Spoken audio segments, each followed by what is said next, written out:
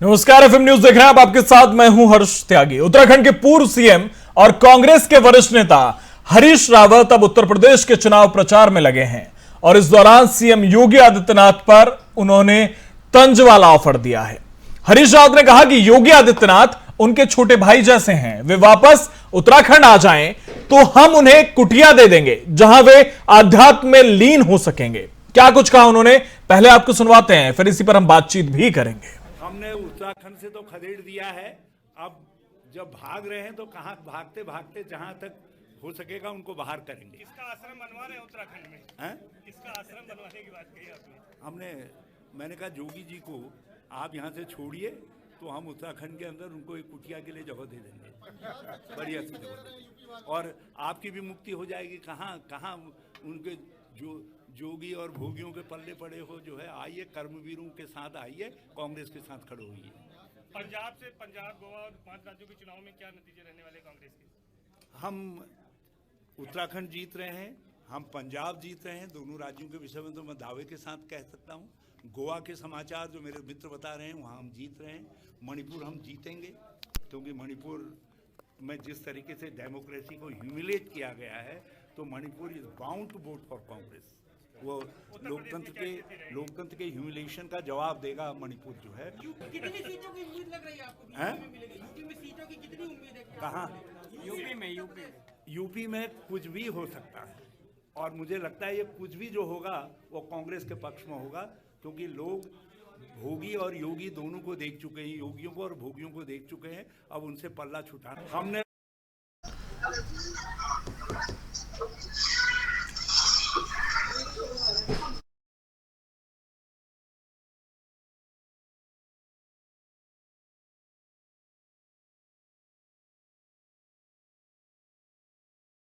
तो हरीश रावत अब उत्तर प्रदेश के दौरे पर हैं और चुनाव प्रचार में जुटे हैं। हरीश रावत का यह कहना है कि बीजेपी ना तो उत्तर प्रदेश में आएगी ना उत्तराखंड में आएगी।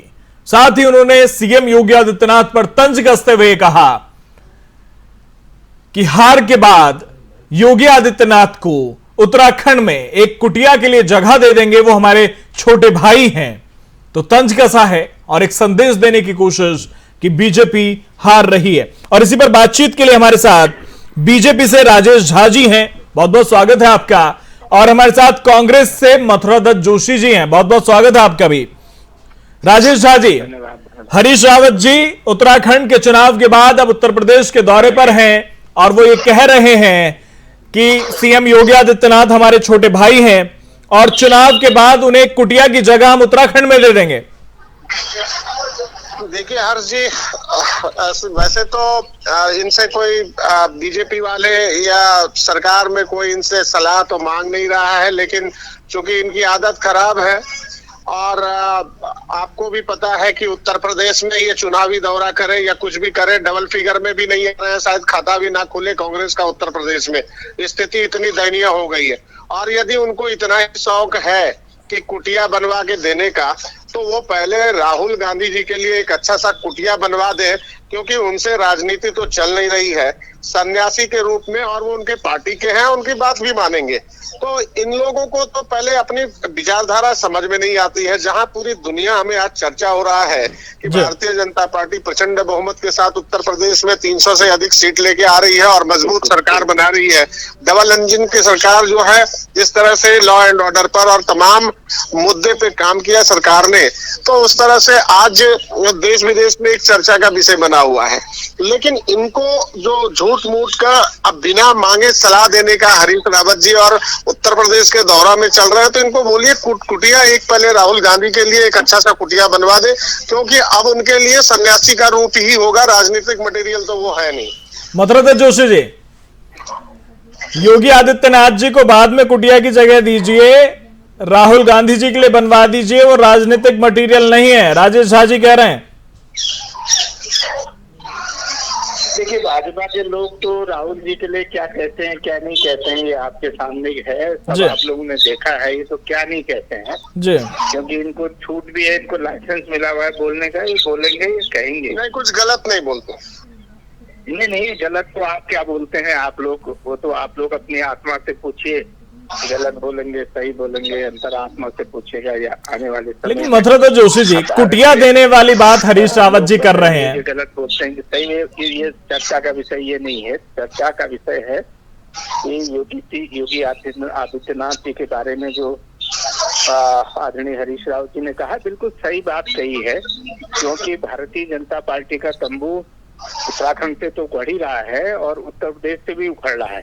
ठीक है मथुरा जोशी जी, अगर मान भी लिया जाए कि उत्तर प्रदेश में बीजेपी नहीं आ रही तो कांग्रेस तो फिर भी नहीं आ रही है, क्योंकि उत्तराखंड के मूल निवासी हैं जी, हम लोगों के छोटे भाई हैं और अच्छी बात है उन्होंने मैं तो इस बात को कई डिबेटों में कह चुका हूं, हमारे लिए तो सौभाग्य की बात भी है कि उन्होंने उत्तर प्रदेश का नेतृत्व किया और लंबे समय के बाद उत्तर प्रदेश की उत्तराखंड की देवभूमि में पैदा हुए व्यक्ति ने शिवाजी के बाद योगी आदित्यनाथ ने उन्होंने वहाँ पर नेतृत्व किया। लेकिन सुन लीजिए डिस्टर्ब मत करिए। राजेश जी मैं आ रहा हूँ आपके पास, समझ गए आप बातों को। राजेश जी मैं आपके पास आ रहा हूँ, बात पूरी हो जाने दीजिए।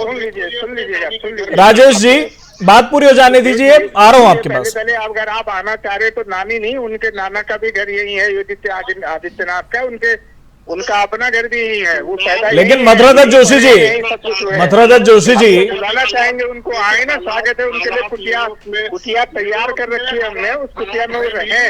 रसिया जिस तरह से आक्रामक है, अभी राहुल गांधी को हमें मेरे ख्याल से यूक्रेन या यूरोपीय कंट्री इटली का याद आ रहा होगा। ये नानी के घर उनको भेजना चाहते हैं तो कोई दिक्कत नहीं है, ये भेजें और अपनी सलाह को अपने पास रखें। हरीश रावत जी का आज भारतीय राजनीति में कहीं कोई स्थान नहीं है।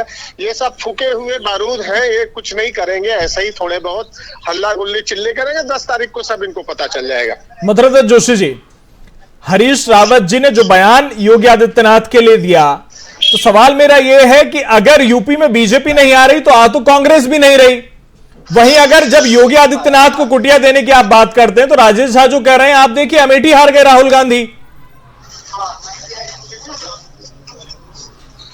लग रहा है मैदान छोड़, मथुरा जोशी जी आवाज मिल रही है? तो मैदान हर जगह छोड़ ही दिए हैं, तो हमें नहीं लगता है कि वो आपके सवालों का जवाब देंगे। और आप इतने प्रखर वक्ता हैं, इतने बड़े एंकर हैं, आपके सवालों का जवाब इनके पास कहां से आए? मथुरा जोशी जी आवाज मिल पा रही है? चलिए संपर्क हमारा टूट चुका है। बहुत बहुत शुक्रिया राजेश झा जी, बहुत बहुत शुक्रिया मथुरा जोशी जी बातचीत के लिए। तो हरीश रावत भले से ही तंज कसकर सीएम योगी आदित्यनाथ को कुटिया देने की बात करते हों, लेकिन बीजेपी का यह कहना है कि पहले राहुल गांधी पर विचार करिए, वो अब राजनीतिक मटेरियल नहीं रहे हैं, अमेठी वो हार चुके हैं।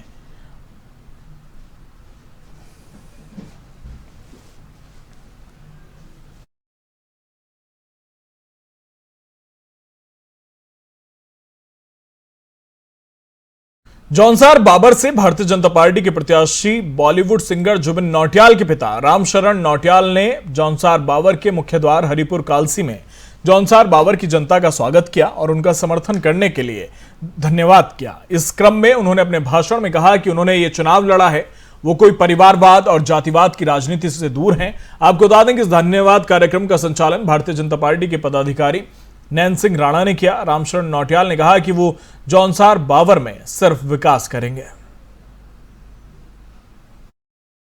आदरणीय नौटियाल जी से तो कार्यकर्ताओं ने, भारतीय जनता पार्टी के कार्यकर्ताओं ने बहुत ही मुस्तैदी से, उन्होंने रात दिन नहीं देखा और बहुत मुस्तैदी से, कम से कम ये जो जब से चुनाव शुरू हुआ है ये 20 दिन अपने घरों तक नहीं गए, जहाँ जगह मिली वहीं सो गए। उन्होंने काम किया, पार्टी के लिए काम किया। मैं उनको तहे दिल से धन्यवाद देने आया हूँ। इसी सिलसिले में मैं यहाँ आपके सामने। सर आज कहाँ का दौरा आपके? आज इसके बाद चक्राता मंडल में बैठक है, कालसी मंडल में बैठक है। कल सुबह चक्राता मंडल में बैठक है और सुबह त्यूनी मंडल में बैठक है। सर कार्यकर्ताओं ने, भारतीय जनता पार्टी के कार्यकर्ताओं ने बहुत ही मुस्तैदी से, उन्होंने रात दिन नहीं देखा और बहुत मुस्तैदी से, कम से कम ये जो जब से चुनाव शुरू हुआ है ये 20 दिन अपने घरों तक नहीं गए, जहाँ जगह मिली वहीं सो गए। उन्होंने काम किया, पार्टी के लिए ही काम किया। मैं उनको तहे दिल से धन्यवाद देने आया हूँ। इसी सिलसिले में मैं यहाँ आपके सामने हूँ। सर आज कहाँ का दौरा आपके? आज इसके बाद चक्राता मंडल में बैठक, कालसी मंडल में बैठक है। कल सुबह चक्राता मंडल में बैठक है और सुबह त्यूनी मंडल में बैठक है।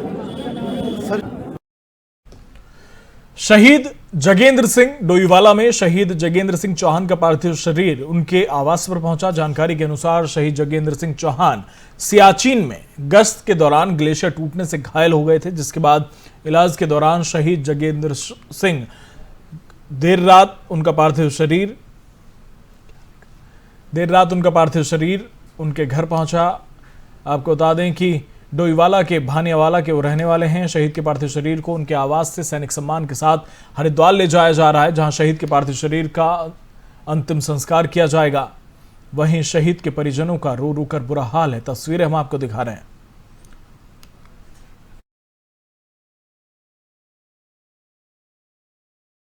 डोईवाला के लाल तप्पड़ में औद्योगिक क्षेत्र में देर रात संदीप सिंह नाम के युवक पर 20 से 25 अज्ञात लोगों ने जानलेवा हमला कर दिया। वहीं हमले में युवक संदीप बुरी तरह से घायल हो गया। आपको बता दें कि घायल युवक के परिजनों ने डोईवाला कोतवाली पहुंचकर आरोपियों के खिलाफ मुकदमा दर्ज कराते हुए कड़ी कार्रवाई की मांग की।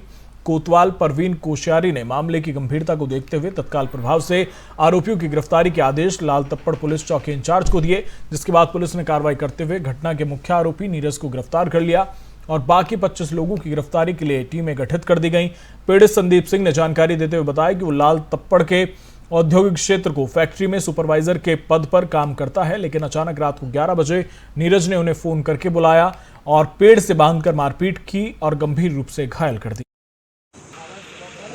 जो कंपनी में जो लड़का रहता है साथ में, तो उसका मेरे पास में कॉल आया। कॉल आने के बाद उसने मुझे कुछ बताया नहीं कि क्या है क्या नहीं है। उसने कहा कि आप यहाँ पे डेंटल के पास में आ जाओ। तो मैं डेंटल के पास में गया तो वहाँ पर वो मिला नहीं। उसके बाद उसको मैंने कॉल किया। मैंने कहा भाई क्या बात है। मुझे लगा कंपनी जैसे शिफ्ट हमारी छुट्टी है 10 बजे लड़के को, मुझे लगा कि शायद कोई कंपनी का लड़का है, कोई एक्सपायर हो गया, इसलिए मुझे अर्जेंट में बुला रहा है। फिर मैं उसको कॉल किया वहाँ पे, जहाँ पे उसने मुझे पहले फोन किया था कि यहाँ पे आ जाओ। वहाँ पे वो बंदा मुझे मिला नहीं। उसके बाद उसने दूसरी जगह बताई। मैं वहाँ पे गया। वहाँ पे कई सारे मतलब कि लोग थे वहाँ पे, कम से कम 15-20 लोग थे। उन्होंने डंडे वगैरह ले रखे थे बहुत सारे, ठीक है। और उससे मतलब मुझे कुछ नहीं, उन्होंने पूछा ही नहीं कुछ भी। और बस प्लानिंग के साथ में उन्होंने मतलब मुझे वो कम से कम आधा किलोमीटर तक मेरे को मारते वो घसीटते हुए मारते हुए, फिर खंभे में बोल के पगड़ी मेरी सारी उतार दी। खंभे में रस्से मार पगड़ी उतार के मेरी खंभे में बांध के मेरे को बहुत मारा। मतलब मारते रहे मेरे को, उसमें बांध के मेरे को बहुत मारा उन्होंने।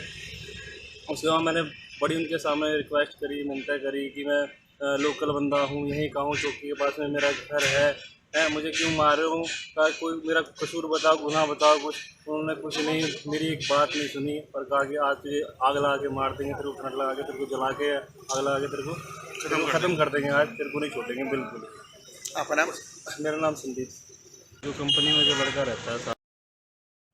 लालकुआं में कांग्रेस एससी विभाग के नैनीताल जिलाध्यक्ष इंद्रपाल आर्य ने यूक्रेन में फंसे उत्तराखंड के नागरिकों को सकुशल वापस लाने के लिए भारत सरकार से मांग की है। यहां अपने आवास पर आयोजित प्रेस वार्ता में कांग्रेस एससी विभाग नैनीताल के जिलाध्यक्ष इंद्रपाल आर्य ने उत्तराखंड के नागरिकों के प्रति चिंता जाहिर करते हुए कहा कि जिस तरह से रूस और यूक्रेन के बीच युद्ध के हालात बने हुए हैं, उसे देखते हुए भारत सरकार को जल्द से जल्द यूक्रेन से भारत के लोगों को वापस लाने के लिए कार्रवाई करनी चाहिए।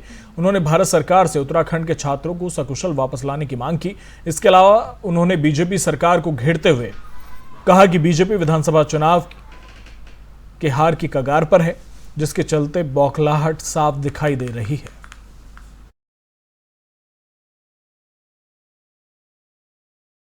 भारतीय जनता पार्टी तो अब बौखला चुकी है। इनकी जो बौखलाहट है बिल्कुल सामने में आ रही है।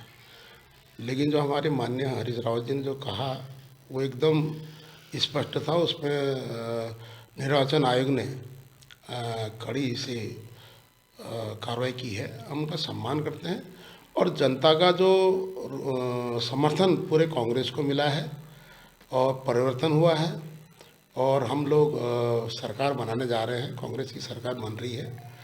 लेकिन मैं इसमें यही कहना चाहता हूँ इसमें इन लोगों का जो इस तरीके से बयान है बिल्कुल बौखलाहट का एक संदेश दे रही है। अरे 60 पार तो नहीं, कहने से क्या होता है, कहने को कुछ भी कह दे इंसान, हम इतने पार, लेकिन ये 6 पार भी नहीं हो पाएंगे इस बार। पूरी जनता ने नकार दिया है।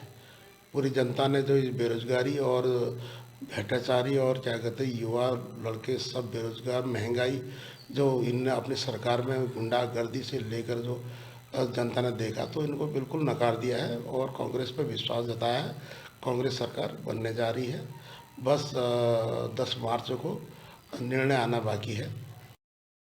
मसूरी देहरादून मार्ग पर एक बाइक रोडवेज बस से टकरा गई, जिससे बुलेट पर सवार 2 युवक गंभीर रूप से घायल हो गए। घटना की सूचना मिलते ही मसूरी पुलिस और एम्बुलेंस मौके पर पहुंची। घायल हुए दोनों युवकों को अस्पताल में भर्ती कराया। मसूरी पुलिस ने बताया कि मसूरी से देहरादून की ओर जा रही रोडवेज बस और बुलेट बाइक के बीच टक्कर हो गई, जिसमें सवार 2 युवक बुरी तरह से घायल हो गए, जिनको एम्बुलेंस के जरिए देहरादून जिला चिकित्सालय भेजा गया। वहीं उन्होंने बताया कि पूरी घटना की जांच की जा रही है। रोडवेज बस चालक से भी पूछताछ की जा रही है। पुलिस ने बताया कि मसूरी देहरादून रोड पर भट्टा गांव के पास मोड़ पर इन दोनों की टक्कर हुई, जिसमें दोनों युवक घायल हो गए। वहीं दोनों युवक देहरादून में किसी कंपनी में काम करते हैं और अपने कुछ दोस्तों के साथ सुबह देहरादून से मसूरी घूमने आ रहे थे। उन्होंने बताया कि घायल युवकों के परिजनों को सूचना दे दी गई है।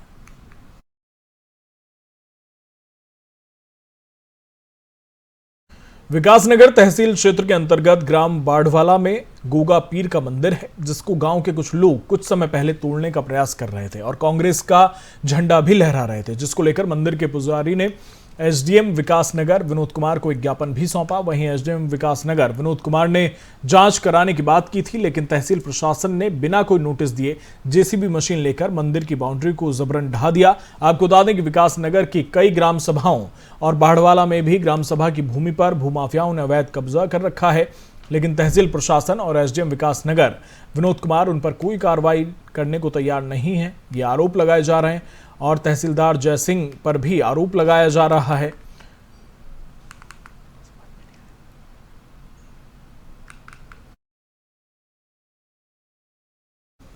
मसूरी पालिका परिषद, मसूरी हिलदारी संस्था और कीन संस्था के सहयोग से नगर पालिका सभागार में होटल एसोसिएशन के पदाधिकारियों और सदस्यों के साथ कूड़ा निस्तारण और गीले कूड़े को कंपोस्ट कर खाद बनाने के बारे में जानकारी दी गई। इस दौरान वक्ताओं ने कहा कि मसूरी को कूड़ा मुक्त बनाने के लिए सभी होटल स्वामियों को कंपोस्ट बनाने की जरूरत है, जहां पर गीले कूड़े से खाद बनाई जा सके।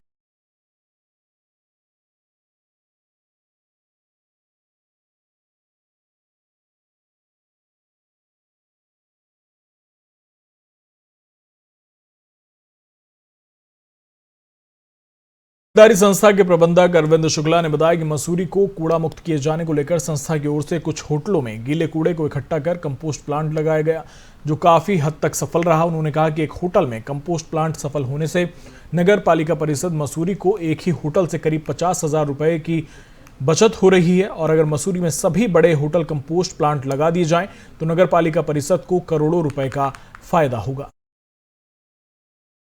यहाँ पर मसूरी में बहुत सारी होटल्स हैं, 250 से ज़्यादा होटल्स हैं और जो छोटे छोटे गाड़ियाँ होगी खाने की, वो तो अलग ही होगी। तो यहाँ पर बहुत सारा कूड़ा, 14 टन कूड़ा है एक मसूरी शहर का, और इतने सारे टूरिस्ट यहाँ आते हैं और वो भी बहुत सारा कूड़ा वही बनाते हैं, ऑफकोर्स कूड़ा ज़्यादा।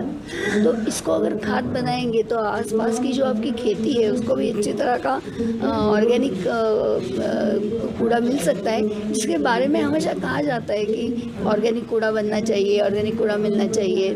लेकिन अगर शहरों का जो कूड़ा है वो शहरवासी अगर नेचर को कूड़े के स्वरूप में वापस नहीं दे देंगे तो ये कैसे होगा। तो एक निसर्ग का हमारे ऊपर, नेचर का हमारे ऊपर एक देन है और ये देन हमको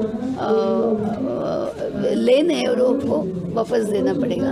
और हर एक होटल भी, इसको डिसेंट्रलाइज्ड वेस्ट मैनेजमेंट कहते हैं, कि हर एक नागरिक हो या होटल हो उनको अपना कूड़ा अलग रख के नगर निगम को देना चाहिए। वहाँ से वो या जो कोई संस्था ये करती है तो उनको वो देना पड़ेगा। और मुझे ऐसा लगता है कि यहाँ पर एक अच्छी बात ऐसी हो गई कि 3 साल तक हिलदारी लोगों को समझा रहा है, कैंपेन कर रहा है, क्या सूखा है, क्या कूड़ा अलग क्यों करना है और उसका क्या करना है, क्योंकि लोगों को इतना अलग करो तो उनको समझता ही नहीं। तो एक नई स्लोगन ये दी है कि अलग रखो, करो नहीं। यहाँ पर मसूरी में बहुत सारी होटल्स है। हमारे साथ में जो है स्त्री मुक्ति संगठन जो कि री सिटी के कार्यान्वयन पार्टनर हैं, इम्प्लीमेंटेशन पार्टनर हैं, उनके द्वारा आज नगर पालिका के सभागार में एक बैठक का आयोजित किया गया। इस बैठक के दौरान जितने भी होटल्स के लोग थे और जो बल्क जनरेटर थे जिनके वहाँ से 70 से 80 केजी जो है गीला कूड़ा निकलता है और वो डायरेक्ट जाता है लैंडफिल के अंदर में,